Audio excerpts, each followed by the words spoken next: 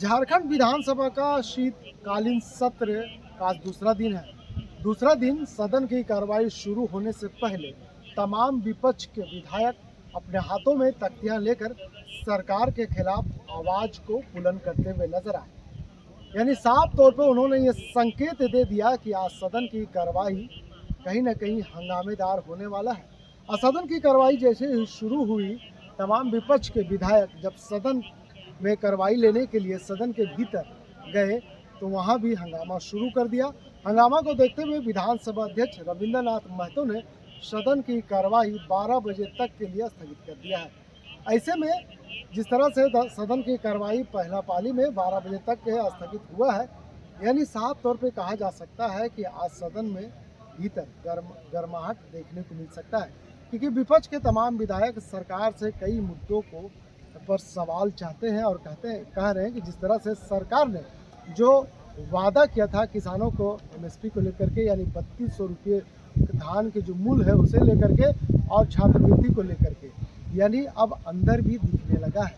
हंगामा करते बाहर तो नजर आए, लेकिन तमाम जो विपक्ष के विधायक हैं सरकार से अंदर भी इसी मुद्दे पर सवाल चाह रहे थे, लेकिन सरकार तमाम मुद्दों पर अपनी बात को रख रही है सदन के पटल पर। लेकिन विपक्ष के विधायकों का कहना है कि क्या होगा, 1.5 सालों से क्या हुआ है उसका हिसाब चाहिए सदन के भीतर। ऐसे में कह सकते हैं कि आज सदन तो पूरी तरह से गर्म नजर आ रही है। यही वजह है कि सदन की प्रथम पाली की जो कार्रवाई थी 12 बजे तक के लिए स्थगित कर दिया विधानसभा अध्यक्ष ने।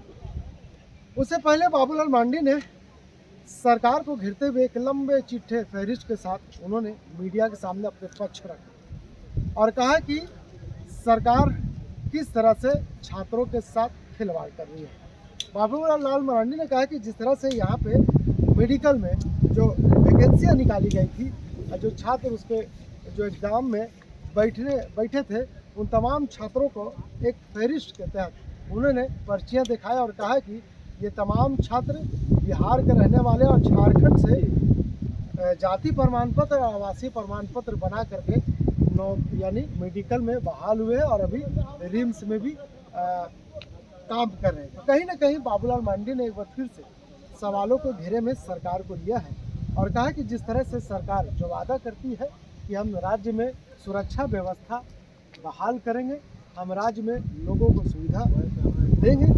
बाबूलाल मांडी ने कहा कि न राज्य में लॉ एंड ऑर्डर ठीक है, न सरकार तमाम चीज़ों को सही तरीके से कंडक्ट कर पा रही है। क्योंकि जिस तरह से उन्होंने कहा कि सरकार का ये इतिहास रहा है कि सरकार छात्रों को भविष्य को साथ खिलवाड़ करती है और उनके भविष्य को बेचने का काम करती है। आज बाबूलाल मांडी ने सदन के भीतर जाने से पहले मीडिया कर्मियों के सरकार के जो कारनामे हैं, उन्होंने कहा कि ये सरकार के कारनामे हम अपने सबूत के साथ दिखाने का काम कर रहे हैं। तो बाबूलाल मांडी आज गर्म नजर आए, सरकार के खिलाफ उन्होंने कई निशाने साधते हुए नजर आए और कह रहे हैं कि आज सदन के भीतर भी ये तमाम मुद्दे छाने वाले हैं, सदन के पटल पर रखेंगे और सरकार से इसका जवाब ने ठगा है और लूट भी रहा है।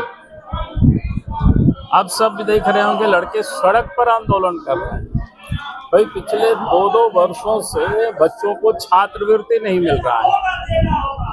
अब बच्चे अपना पढ़ाई जारी करने के लिए कोई होटलों में प्लेट धो रहा है, कोई कहीं और मजदूरी कर रहा है। कई बच्चों का तो पढ़ाई भी छूट गया। अब जो झारखंड सरकार, और इसमें से कौन बच्चे हैं, एसटी बच्चे हैं, एसी बच्चे हैं, ओबीसी बच्चे हैं और गरीब तबके के बच्चे हैं, जिसके लिए सरकार बार बार कहती है कि भी हम गरीबों के लिए हैं, आदिवासियों के लिए है, छात्रों के लिए है, नौजवानों के लिए है। लेकिन इस सरकार ने सबसे अधिक नौजवानों को ही ठग रहे हैं, छात्रों को ही ठग रहे हैं और लूट भी रहे हैं सब। दूसरा जो मामला है वो किसानों से जुड़ा हुआ मामला है। भाई आप सबको ध्यान में होगा कि पिछले बार जब चुनाव हो रहा तो सरकार ने क्या घोषणा किया, तो उस समय पार्टी ने कहा था, क्या संयुक्त रूप से लोगों ने कहा, इन्होंने कहा था कि वे 3200 रुपया प्रति क्विंटल धान की हम खरीदारी करेंगे। पिछले साल तो इन्होंने विलंब से खरीदारी किया और 3200 रुपया भी नहीं दिया, 2300 रुपया प्रति क्विंटल जो भारत सरकार देती है उसमें 100 रुपये इन्होंने मात्र बोनस दिया।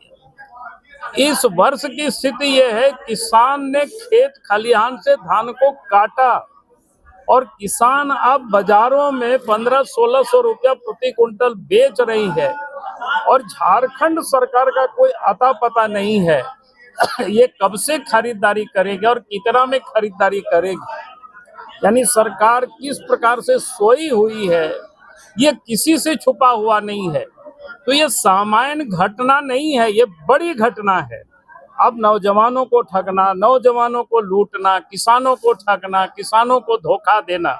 और साथ ही मैं आप सबके सामने एक बड़ा महत्वपूर्ण विषय है, ये भी नौजवानों के साथ जुड़ा हुआ है, छात्रों के साथ जुड़ा हुआ है और ये भी उसका जुड़ा हुआ है। आप सब लोगों को पता है कि जो मेडिकल MBBS में बच्चे जो दाखिला लेते हैं उसका एग्जाम NTA लेता है और उसका क्या होता है कि एग्जाम NTA लेता है तो इसमें जो फॉर्म भरने का जो अंतिम तिथि था वो 7/3/2025 को था।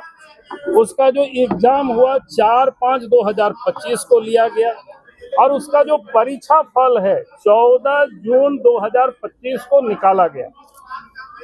परीक्षा फल जब निकालती है कि NTA तो वो फिर राज्य को भेज देती है। झारखंड कंबाइंड जो इंट्रेंस कॉम्पिटिटिव एग्जामिनेशन बोर्ड है रांची को वो भेज देते हैं और उसमें उसके बाद झारखंड का जो combined entrance competitive examination board है उन्होंने क्या किया, उसके आधार पर उनको काउंसलिंग करना होता है और इसलिए काउंसलिंग करने के लिए उससे पहले झारखंड जो combined entrance competitive examination board है उन्होंने एक विज्ञापन 28/25 विज्ञापन संख्या है 15/7/2025 को निकाला। उसमें ये व्यवस्था है उनका, ये क्या कहते हैं उसका, ये जो उन्होंने कंबाइंड एग्जामिनेशन का जो उन्होंने विज्ञापन निकाला है और उस विज्ञापन में उन्होंने साफ साफ लिखा है कि वे आरक्षित कैटेगरी कोटा के जो उम्मीदवार होंगे यानी संबंधित जो उनका प्रमाण पत्र होगा, चाहे जाति प्रमाण पत्र हो या आवासीय प्रमाण पत्र हो, ये उस समय का मान्य होगा जब वो एप्लीकेशन भर रहे थे अर्थात 7/3/2025 को। लेकिन यहाँ झारखंड जो कंबाइंड एग्जामिनेशन ये जो बोर्ड है इन्होंने बड़ा भारी एक घपला किया है। MCC का जो गाइडलाइन है MCC का, उस गाइडलाइन को भी उन्होंने फॉलो नहीं किया। उस गाइडलाइन में जो स्पष्ट लिखा हुआ है, ये इसका गाइडलाइन है, उसमें लिखा हुआ है कि अपनी क्रमांक 9 में लिखा हुआ है, स्पष्ट लिखा गया, अभ्यर्थियों को अपनी कोई भी सूचना आवेदन के अंतिम तिथि के बाद किसी भी सूरत में बदलने नहीं दिया जाएगा। यानी अंतिम तिथि आवेदन जब 7/3 को था उसको बदलने नहीं दिया जाएगा, लेकिन आवेदन के भरते समय जो सूचना अभ्यर्थियों के द्वारा दिया गया वही सूचना काउंसलिंग के समय भी उपयोग किया जाता है। लेकिन क्या हुआ, यहाँ गड़बड़ी इन्होंने क्या किया, किस प्रकार से NTI का जो पोर्टल होता है उसको होना चाहिए था जो झारखंड कंबाइंड कॉम्पिटिटिव जो एग्जामिनेशन बोर्ड था उनको NTI के पोर्टल और ये बोर्ड के पोर्टल से उनको लिंक करना चाहिए था, लेकिन इन्होंने जानबूझ करके लिंक नहीं किया ताकि लोगों को गड़बड़ करने का, यानी एक प्रकार से हम कह सकते हैं सुनियोजित तरीके से बच्चों की भविष्य को बर्बाद करने की ये पूरी प्लानिंग हुई। उसके बाद जो विषय आया है वो आप सबको ध्यान में आएगा तो आप सबको और समझ में आ जाएगी। उसके बाद क्या हुआ, उसके बाद झारखंड संयुक्त प्रवेश प्रतियोगी परीक्षा पार्षद, उसकी अभी परीक्षा नियंत्रक है मेघा भारद्वाज, भारतीय प्रशासनिक सेवा से है। उन्होंने बड़ा ढंग से उन्होंने पत्र लिखा, किसको लिखा है, निदेशक और प्राचार्य को। उन्होंने क्या लिखा है, साक्षात्कार ऑनलाइन आयोजित होने के कारण अभ्यर्थियों के प्रमाण पत्रों दस्तावेजों की जांच पार्षद स्तर से नहीं की जा सकी। अब ये कह रहा है कि ऑनलाइन होने के कारण, भाई आपने उसको लिंक क्यों नहीं किया उसके पोर्टल से, एनटीआई के पोर्टल से जानबूझ करके नहीं लिंक किया। और इन्होंने गलत बच्चों को, उसका अगर आप देखें आगे किस प्रकार से हुआ इसमें से गड़बड़ी। जैसे एक तो ये आशीष कुमार लड़का है, पुष्पा क्या कहते हैं पुष्पम कुमारी उनकी बहन है, ये भी दोनों। अब ये 6 जुलाई को जाति प्रमाण पत्र बनाते हैं, निवास प्रमाण पत्र 24/7/2025 को बनाते हैं। पुष्पम कुमारी भी निवास प्रमाण पत्र जो उपलब्ध था, हमने जितना उपलब्ध कराया था 24/7/2025 को बनाए। ये अपने आप को साहेबगंज के कहते, लेकिन वास्तविकता क्या है इसकी? अगर इसकी वास्तविकता क्या है, क्योंकि ये दोनों भाई बहन और उनके माता पिता दोनों कहाँ के, इन दोनों का हो गया ये एडमिशन रिम्स में, लेकिन इन दोनों की माता पिता का यहाँ पर आप अगर आप देखेंगे क्या कहते हैं उसको, इन लोगों का ये आधार कार्ड है उनके पिताजी का और ये आधार कार्ड है उनके माताजी का। फिर 35 भागलपुर के दोनों। अब ये लोगों ने बनाया साहेबगंज का। अब ये बड़ा इंटरेस्टिंग है, अब इसको कुछ भी समझ सकते हैं आप सबको ध्यान में। उसके भी बाद हमने थोड़ा पता करने की और कोशिश किया कि इन लोगों ने यहाँ कैसे बना लिया। माता पिता पीरपैंती के हैं, भागलपुर जिला के हैं, बिहार के रहने वाले हैं एसटी, वो यहाँ के एसटी का सर्टिफिकेट नहीं बना सकता है।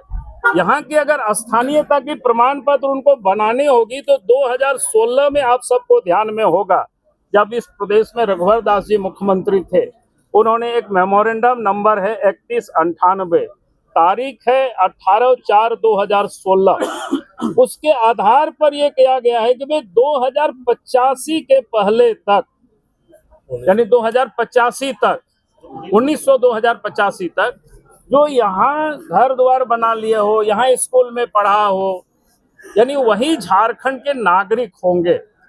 तो ये क्लियर कट है भाई। ये लोगों ने, जब इनकी माता पिता वहां से हैं, इनकी एक पढ़ाई नवोदय विद्यालय से हुआ है कटिहार या पूर्णिया में, और एक की पढ़ाई सैनिक स्कूल पश्चिम बंगाल से हुआ है, तो यह स्पष्ट है कि ये भी दोनों झारखंडी नहीं है, ये मैं दावे के साथ कह सकता हूँ। लेकिन चूंकि इसका जांच ठीक से नहीं हुआ है, इस कारण से उसी प्रकार से और कई एक विषय आपके सामने रखूंगा तो आप सबको और ध्यान में आएगा किस प्रकार से लोगों ने, इतना कागज हो गया मेरे पास मिल गया, नहीं मिला है तो